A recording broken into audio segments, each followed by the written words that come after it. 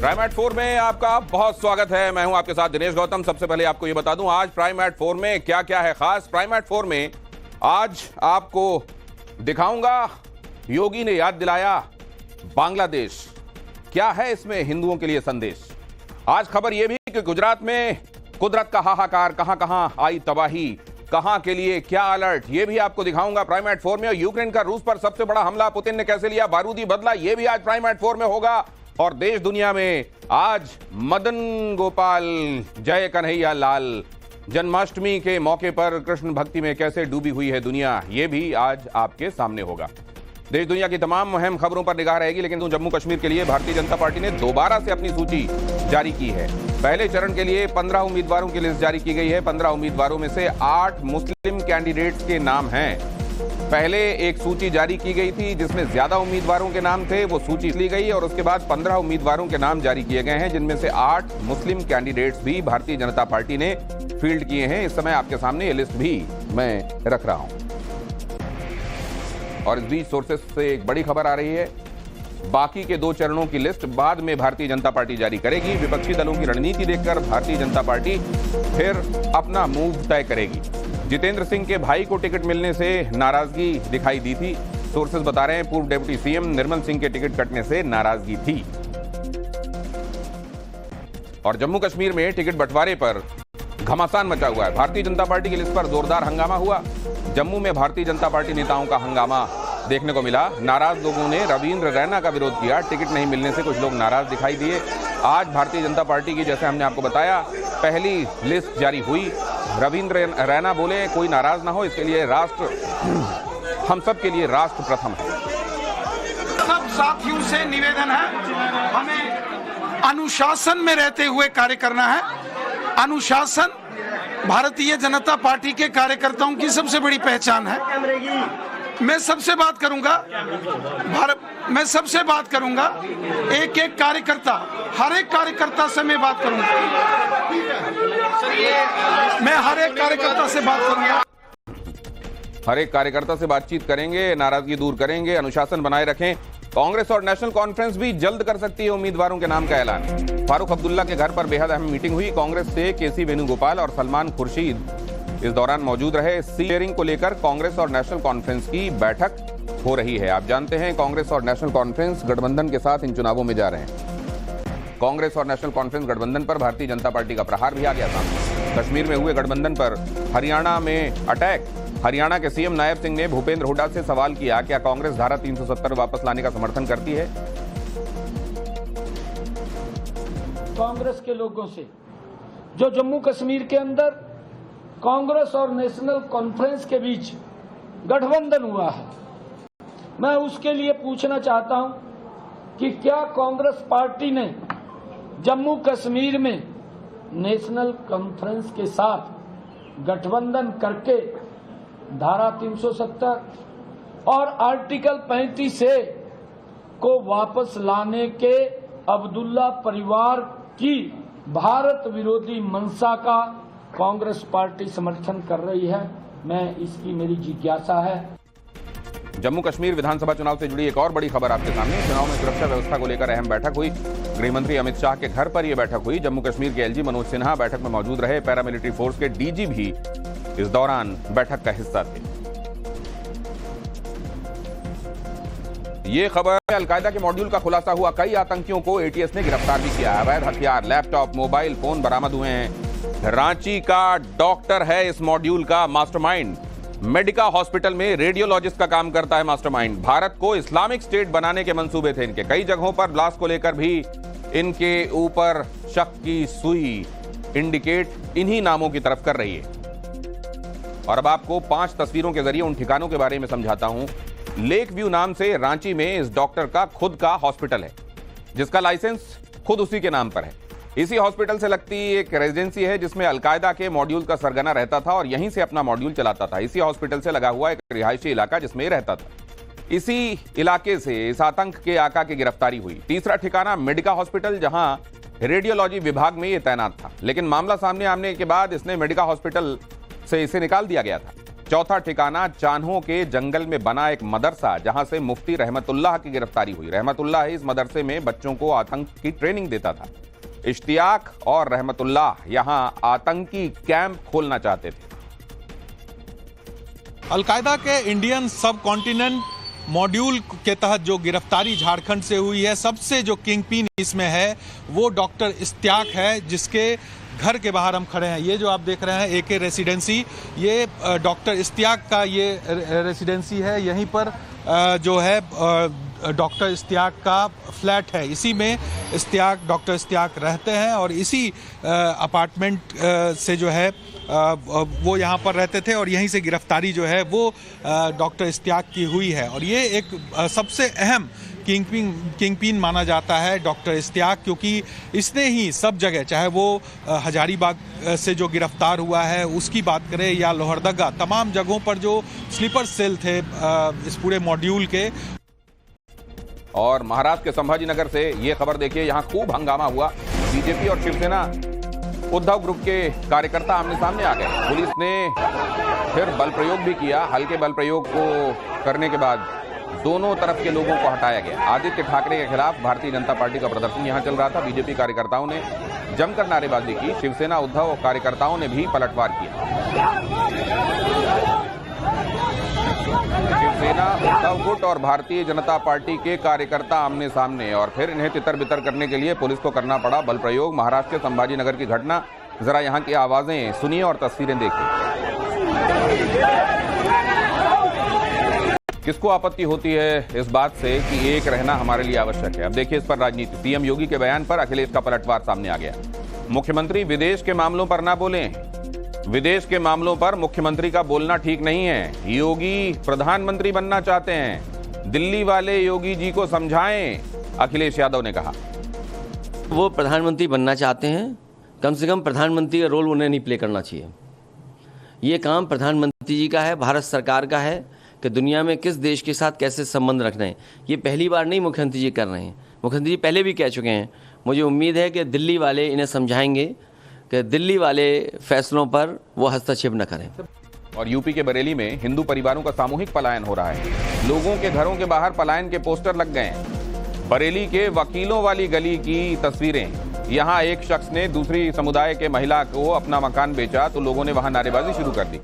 लोगों का कहना है कि मोहल्ले में माहौल बिगाड़ने की कोशिश हो रही है, इसके लिए उन्होंने इसके खिलाफ प्रदर्शन करते हुए वहां से पलायन की बात कही।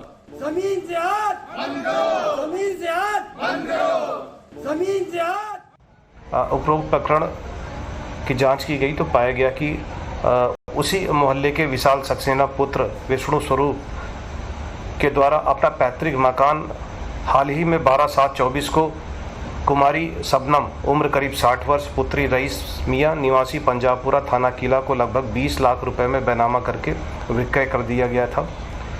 इस संबंध में आस पड़ोस तथा मोहल्ले के लोगों को जब इस बात की जानकारी हुई तो उनके द्वारा इस विक्रय का विरोध किया गया। इसके संबंध में दोनों पक्षों से वार्ता की गई है और दोनों पक्ष उपरोक्त प्रकरण के निस्तारण पे आपस में सहमत हैं। यथाशीघ्र बातचीत के द्वारा इस प्रकरण का निस्तारण कर लिया जाएगा। और ये खबर गाजियाबाद से है। ये देखिए जरा, गाजियाबाद में कुरान का पाठ करने पर हंगामा हुआ। फ्लैट में बगैर परमिशन पाठ कराने पर आपत्ति। पाठ करने आए लोग, गार्ड से मारपीट का आरोप है।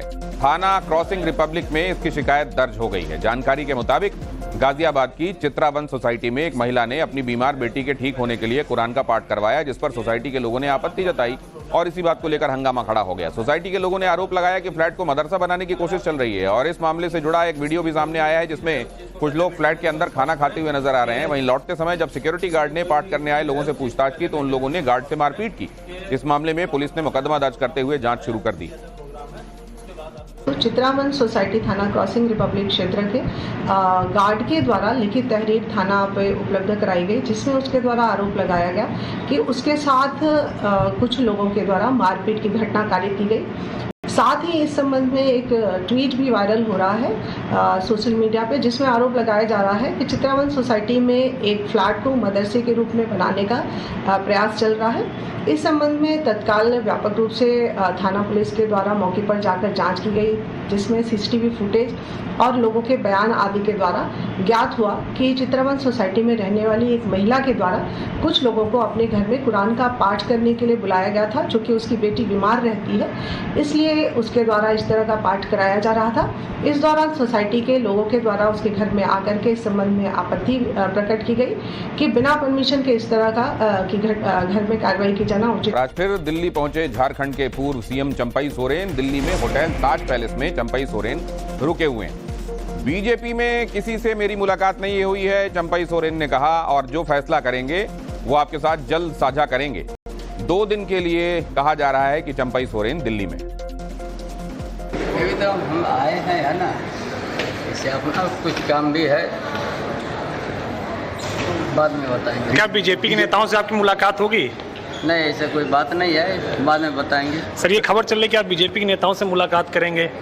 सर, बीजेपी में शामिल होंगे या अलग पार्टी बना करके सामने आएंगे, अलायंस करेंगे बीजेपी के साथ? आपने दोनों ऑप्शन खुले रखे हैं। देखिए, अभी तक कोई ऐसा हम निर्णय नहीं लिया है ना।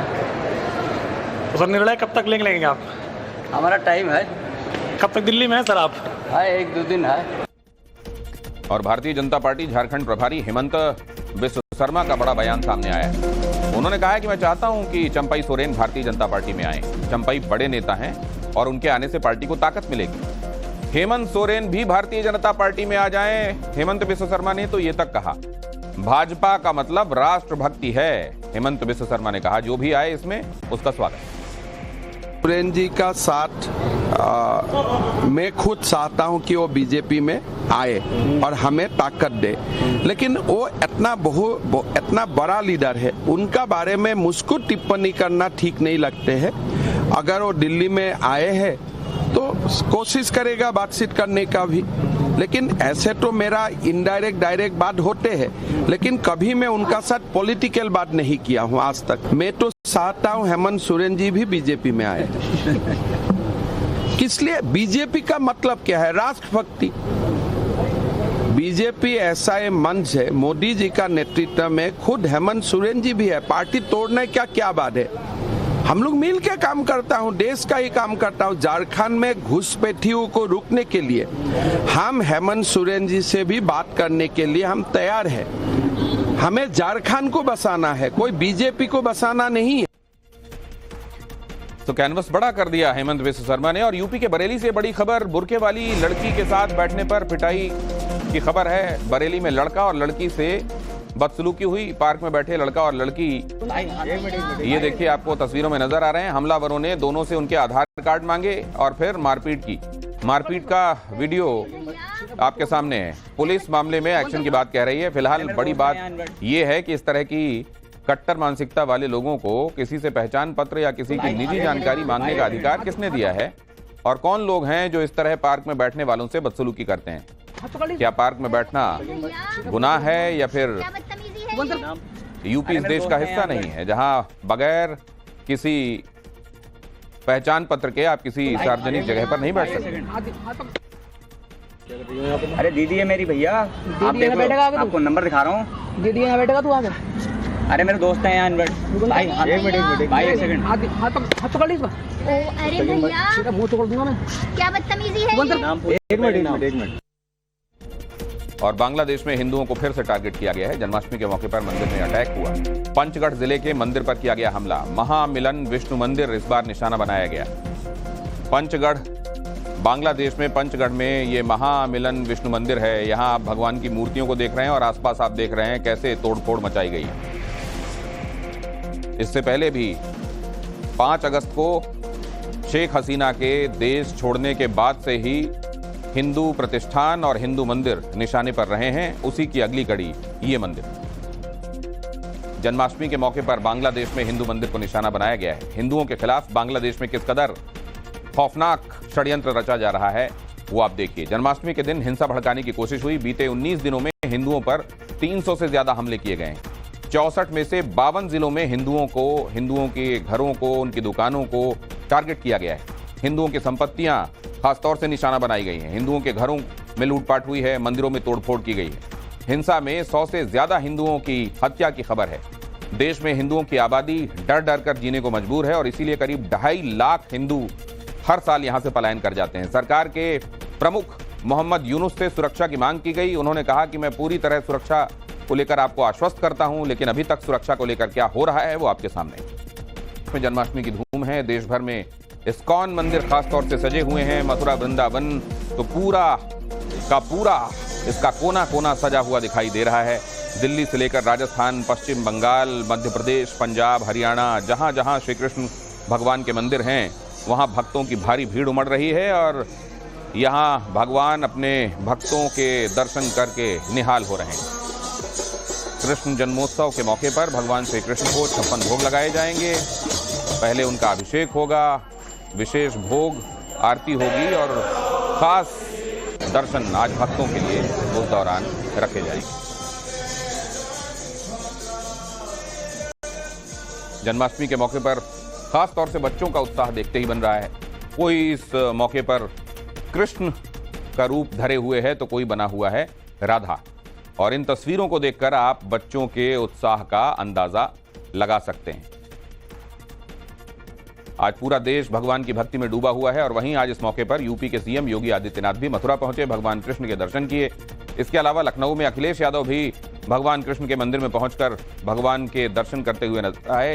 दिल्ली में भारतीय जनता पार्टी सांसद बांसुरी यादव भी बांसुरी स्वराज भी आज बिरला मंदिर पहुंची और कृष्ण भगवान का उन्होंने आशीर्वाद लिया। मथुरा में सीएम योगी पहली तस्वीर में, दूसरी तस्वीर में आपको अखिलेश यादव नजर आ रहे हैं और तीसरी तस्वीर में बांसुरी स्वराज भगवान के दर्शन करती हुई।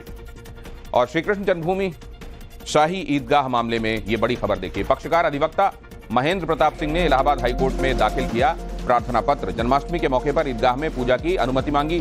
भगवान श्री कृष्ण का मूल गर्भगृह होने का दावा किया गया। इलाहाबाद हाईकोर्ट में ऑनलाइन शपथ पत्र दाखिल किया गया। 2.5 एकड़ में बनी शाही ईदगाह को भगवान कृष्ण का मूल गर्भगृह बताया गया कि ये वो जगह है जहां भगवान कृष्ण अवतरित हुए थे। आज हमने ऑनलाइन माननीय उच्च न्यायालय इलाहाबाद के लिए एक एप्लीकेशन और शपथ पत्र के साथ दाखिल की और हमने माननीय न्यायालय से अनुरोध किया कि जो असली गर्भगृह है 13.37 एकड़ जो टोटल जमीन है उसमें 2.5 एकड़ में जो असली गर्भगृह है वो भगवान का असली गर्भगृह वहीं हम पूजा करना चाहते हैं, जहाँ पर शाही ईदगाह बनी है वो असली गर्भगृह है।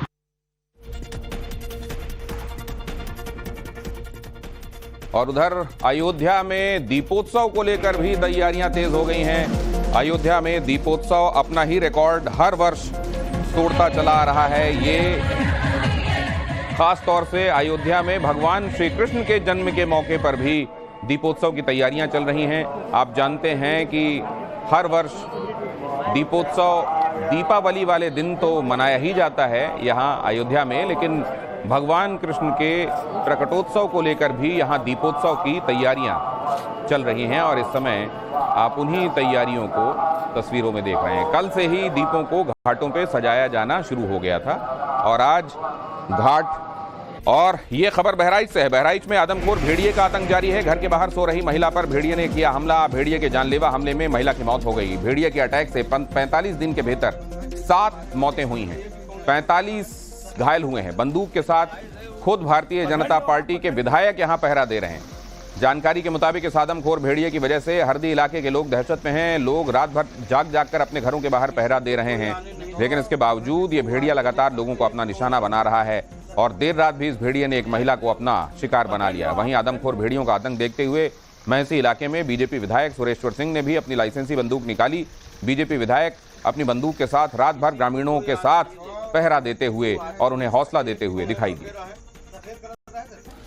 राजस्थान के भीलवाड़ा से ये बवाल का मामला सामने आया है। अब देखिए, भीलवाड़ा में गोवंश के अंश पर बवाल हुआ है। मंदिर के पास गोवंश के अंश पर बवाल हुआ है। शहर में हिंदू संगठनों ने इस पर विरोध जताया है। उनका आक्रोश आप देख रहे हैं तस्वीरों में। सड़क पर उतरकर प्रदर्शन और पथराव किया गया है। प्रदर्शनकारियों और पुलिस के बीच में टकराव हुआ है। पुलिस ने हालात संभालने के लिए फिर लाठीचार्ज भी किया। शहर के गांधी सागर तालाब के पास मंदिर के बाहर गौवंश के शरीर का हिस्सा फेंकने का आरोप लगा है और इसके बाद शहर में तनाव बढ़ गया। तमाम हिंदू संगठन सड़क पर उतर आए, जमकर नारेबाजी हुई, पथराव और हंगामा हुआ। हालात इतने बिगड़ गए कि पुलिस की तैनाती करनी पड़ी, जिसके बाद प्रदर्शनकारियों और पुलिस के बीच में टकराव और धक्का मुक्की हो गई। आक्रोशित भीड़ ने तोड़फोड़ करना शुरू कर दिया तो पुलिस ने हालात संभालने के लिए लाठीचार्ज किया। फिलहाल स्थिति काबू में है, लेकिन शहर में तनाव व्याप्त है। क्या चल रहा है? बाढ़ बारिश ने देश में भी कहर बरपाया हुआ है। गुजरात के 26 जिलों में बारिश का हाई अलर्ट है। कई जिलों में मूसलाधार बारिश जारी है। भारी बारिश से हालात बेहद खराब हैं। सीएम भूपेंद्र पटेल ने इमरजेंसी मीटिंग की है, सभी जिलों के जिलाधिकारियों के साथ बैठक की है। अभी आपको दिखाऊंगा मैं नक्शे में कि कितने बड़े हिस्से में रेड अलर्ट जारी किया गया है। 3-4 जिले अगर आप छोड़ दें तो पूरा का पूरा गुजरात इस समय आगे भी खतरे से 2-4 होने वाला है। फिलहाल तो जो स्थितियां हैं वो आपके सामने रख ही रहा हूं। गुजरात के सुरेंद्रनगर में बारिश से हालात बिगड़ गए हैं। लगातार बारिश की वजह से शहर के कई इलाके जलमग्न हैं। कई अंडरपास में पानी भरा हुआ है। मझधार में फंसा टेम्पो भी आपको दिखाई देगा। मौसम विभाग ने बारिश का रेड अलर्ट जारी किया है। ये देखिए, यहां पर मौसम विभाग ने ये कहा हुआ है कि आने वाले दिनों में भी फिलहाल इस तरह की स्थितियों से निजात नहीं मिलेगी। लोगों को कम से कम ऐसी जगहों पर जोखिम लेने से बचना चाहिए जहां कुछ भी हो सकता है। यहां देखिए, एक बात जो कॉन्फिडेंस साबित होती है वही ओवर कॉन्फिडेंस साबित हो सकती है। यहाँ कुछ भरोसा नहीं है। खासतौर से पानी जब सड़क के ऊपर से, ब्रिजेस के ऊपर से बह रहा हो तो लोगों को इस तरीके का जोखिम लेने से बचना चाहिए। लेकिन फिर भी ऐसा कई जगहों पर नहीं होता, क्योंकि जिंदगी को आगे बढ़ाने की जद्दोजहद तो चल ही रही है और ऐसे में इस तरह की दुर्घटनाएं भी हो रही हैं। और अहमदाबाद में भारी बारिश का साइड इफेक्ट भी दिखाई दिया। सड़कों पर पानी भरा हुआ है। वाटर लॉगिंग की वजह से परेशानी बढ़ गई है और अहमदाबाद में जगह जगह पानी का इस तरह का डेरा आपको दिखाई देगा। ये देखिए, ये बस स्टॉप हो या फिर कोई चौराहा, यहाँ देखिए हर जगह ये देखिए। और वो भी थोड़ा बहुत पानी सड़कों पर आ गया हो ऐसा नहीं है। घुटनों के ऊपर कई जगहों पर पानी दिखाई दे रहा है और ये कुछ ऊपर से ली गई तस्वीरों में आपको बहुत स्पष्ट हो जाएगा। बस स्टॉप से लेकर तमाम जगहों पर ये पानी, और ये लोगों के हर दिन के जीवन को कितना दुश्वार बना रहा होगा बताने की आवश्यकता नहीं है। अहमदाबाद में बीती रात से बहुत तेज बारिश हो रही है। कई इलाके पानी से भर गए हैं। हमारे संवाददाता हितेन विठलानी ने आपके लिए ये रिपोर्ट भेजी। गुजरात में आज ऑरेंज अलर्ट दिया गया है तो साथ ही साथ सौराष्ट्र और दक्षिण गुजरात के कई इलाकों में, कई जिलों में रेड अलर्ट तक जारी किया है। अहमदाबाद की अगर हम बात करें तो बीती रात अहमदाबाद में 6 इंच जितनी बारिश हुई, जिसके बाद अहमदाबाद के कई इलाके इस वक्त भी जलमग्न हुए हैं। इस वक्त हम चाणक्यपुरी इलाके में हैं। यहाँ की अगर स्थिति आप देखेंगे तो अभी भी आपको जो है जल जमाव नजर आएगा। हालांकि कुछ इलाकों से पानी अब धीरे धीरे उतरना बंद हुआ है। सवेरे जब बरसात रुकी है तब से कई इलाकों में पानी अब उतरना शुरू हो चुका है, लेकिन कुछ इलाके जो निचले हैं वहाँ पर अभी भी पानी जो है वो भरा हुआ है। ये चाणक्यपुरी इलाका है। चाणक्यपुरी, जब घाटलोडिया से चाणक्यपुरी की ओर जाते हैं तो पश्चिम, अहमदाबाद पश्चिम का ये चाणक्यपुरी इलाका हर बार थोड़ी सी बारिश में ही पूरी तरह जलमग्न हो जाता है। और अब यहाँ पर आप स्थिति देखेंगे तो बाइक पर जो सवार लोग हैं या फिर पैदल जो लोग हैं, उन लोगों को कहीं ना कहीं दिक्कतों का सामना भी जो है वो करना पड़ रहा है। अहमदाबाद से वीडियो जर्नलिस्ट संकेत के साथ हितेन विठलानी, टाइम्स नाउ भारत। अहमदाबाद में अंडरपास में फंसी हुई बस देख लीजिए। भारी बारिश की वजह से अंडरपास में पानी भर गया था और अंडरपास में बस से फिर 25 लोगों का रेस्क्यू किया गया है। जोधपुर से राजकोट जा रही थी यात्रियों से भरी हुई बस, और बारिश के इस मौसम में अलग अलग जगहों से आई तस्वीरों में ऐसी ही तस्वीर हमने आपको आंध्र प्रदेश से भी दिखाई थी, ऐसी ही तस्वीर हमने आपको महाराष्ट्र से भी दिखाई थी, ऐसी ही तस्वीर हमने आपको दिल्ली से भी दिखाई थी, मिंटो रोड से, और ऐसी ही तस्वीर आज हम आपको यहाँ दिखा रहे हैं। अंडरपास खास तौर से, क्योंकि आप जानते हैं वहाँ ढलान से होकर फिर ऊपर आना होता है और ऐसे में वहाँ जाकर पानी भर जाता है। अगर वहाँ ड्रेनेज की समुचित व्यवस्था नहीं की गई है, ये सोचकर नहीं बनाया गया है कि बारिश के दिनों में इस तरह की स्थिति बन सकती है, तो फिर यही होता है। बसें अक्सर यहाँ जाकर फंस जाती हैं और उसके बाद लोगों का रेस्क्यू किया जाता है।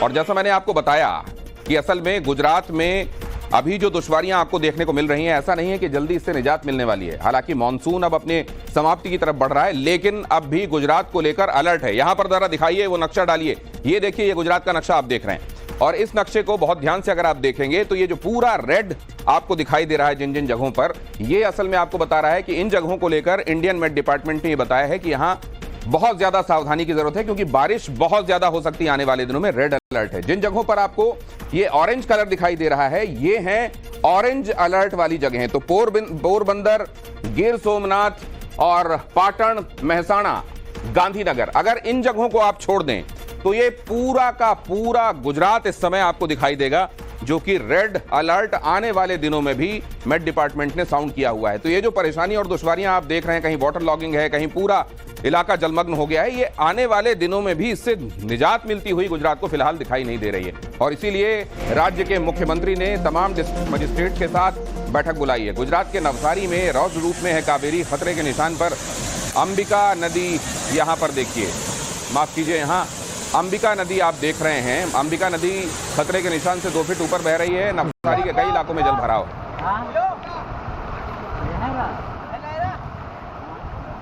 और गुजरात के कच्छ से खबर देखिए, भारी बारिश की वजह से कई इलाकों में जल भराव है। सड़कों पर पानी भरने से कई गाड़ियां फंस गई। ये कच्छ की तस्वीरें।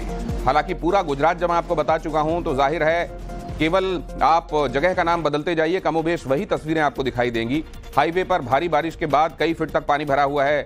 नखत्राना लखपत हाईवे की आप ये तस्वीरें देख रहे हैं। सड़क पर लगातार पानी का स्तर बढ़ता जा रहा है। आज भी कच्छ के कई इलाकों में भारी बारिश को लेकर अलर्ट जारी किया गया है।